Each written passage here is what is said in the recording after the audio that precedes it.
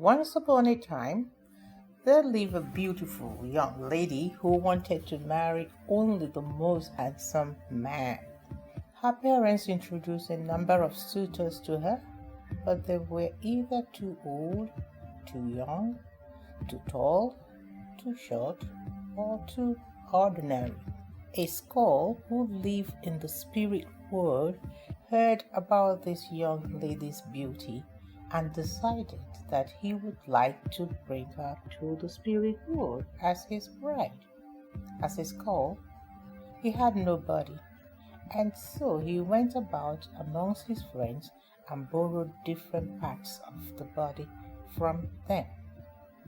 From one he got a good head, from another he got a lean body, a third gave him strong arms, and a fourth lent him a fine pair of legs. When all was done, he was a very perfect specimen of a man. In his spectacular form, he left the spirit world and went to the open market where he knew he would meet the beautiful lady. When she saw the skull in his borrowed form, she immediately fell in love with him and agreed to follow him to his home for a visit. As she followed him, the wind, who traveled between the human world and the land of spirit, spoke to her quietly and tried to stop her because the wind knew the true form of the skull, but she would not listen. After walking for several hours, the lady and the skull crossed the border between the human and the spirit worlds.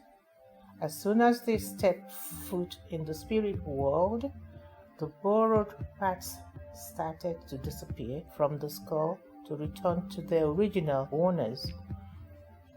At this, the young lady was frightened. She begged the skull to take her back, but he refused. He knew that she would never find her way out of the spirit world without his help. The skull took her to his home and kept her hidden. One day, when the skull went out, the young lady went outside and called out to the wind to help her.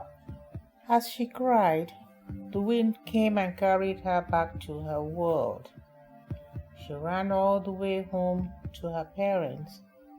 She told them all that had happened about the skull's true form, his home, and how the wind has helped her. And on that day, she learned two lessons. Outer beauty can be misleading, and always pay attention to that little voice that whispers to you. It just may save you from plenty wahala.